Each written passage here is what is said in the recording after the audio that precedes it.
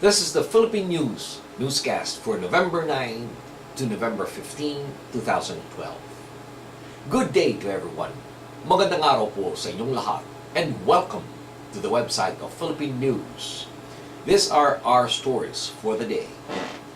In response to the 2012 U.S. presidential elections, Filipino Americans cheer Obama's victory.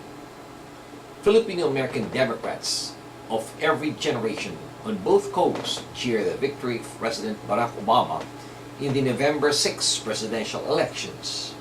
Polls had just closed on the West Coast when media outlets began announcing the Democrat as the projected winner of the 2012 presidential elections, with 284 electoral votes against challenger Massachusetts Republican Governor Mitt Romney's 203 electoral votes at press time.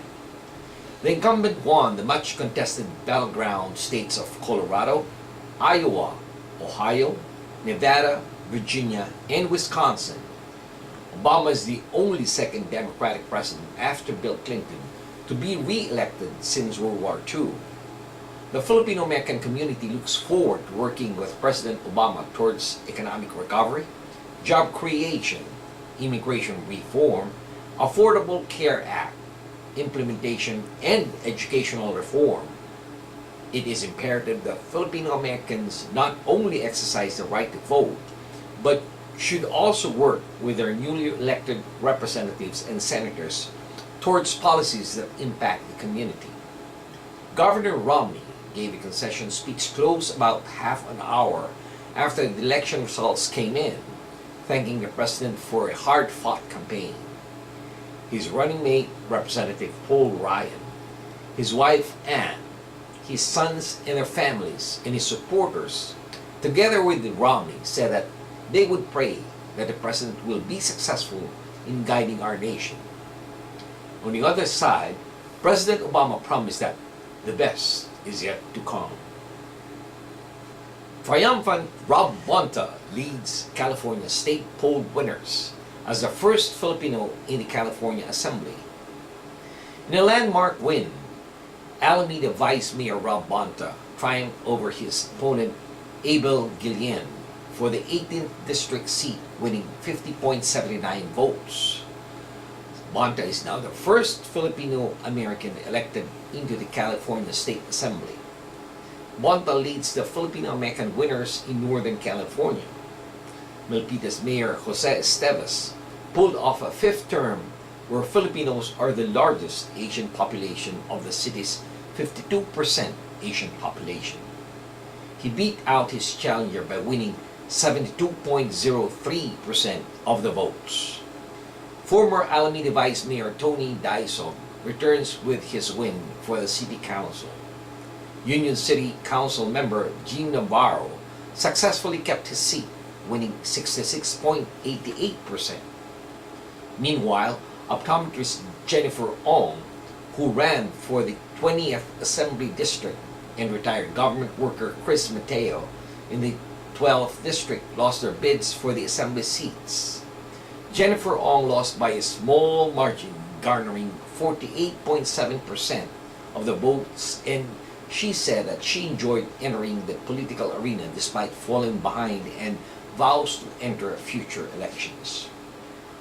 Hermie Almonte lost to incumbent Jim Prola of the San Leandro City Council race. Another newcomer, chiropractor Stuart Chen, lost the race for Alameda City Council, coming in third place.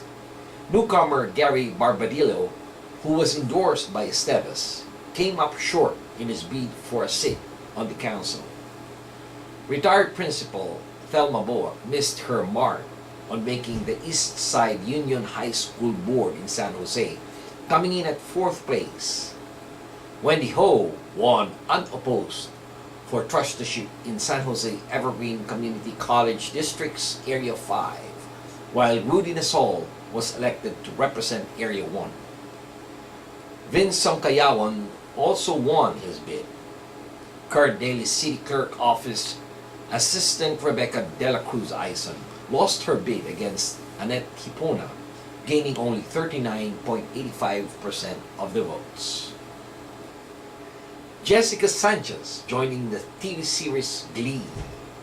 There has been a lot of speculation on the future of American Idol runner-up Jessica Sanchez after internet reports went abuzz that the Season 11 American Idol belter will be joining Season 4 of the top-rated TV musical Glee.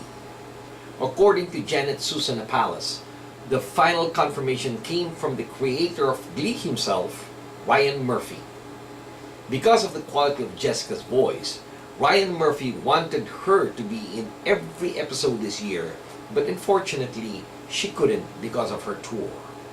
Right now, she's doing an album, so Ryan worked it out that she will probably do 2 or 3 episodes, so that will probably be 16th, 17th, and 18th when they get into the original competition. And as for Jessica, the petite 17-year-old singer from Chula Vista, California, recently collaborated in a music video with another Filipino-American, Black Eyed Peas, Apple Dia, on a bouncy and danceable song entitled Jump In. And finally, we wanted to bid farewell to the father of community empowerment, Mr. Alex Exclamado.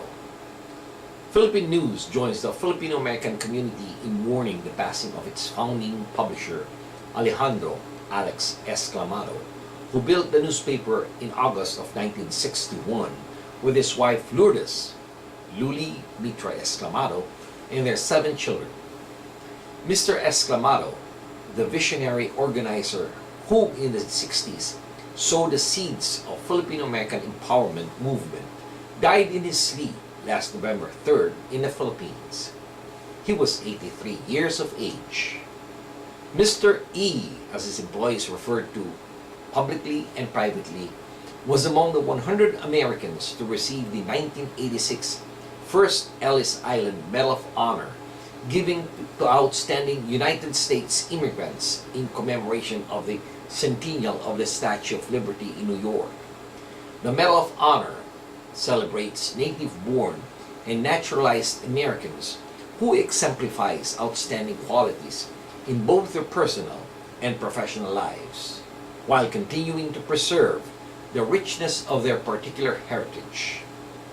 With his newspaper as his greatest weapon, Mr. Exclamado challenged prejudice in his country and tyranny in his birthplace. For 20 years, Philippine News armed the opposition to the Marcos dictatorship with a national network for exposing the ills of and thwarting the repressive regime. As a newcomer in this country, Mr. Exclamado could not look away as fellow newcomers and people of color suffered blatant discrimination.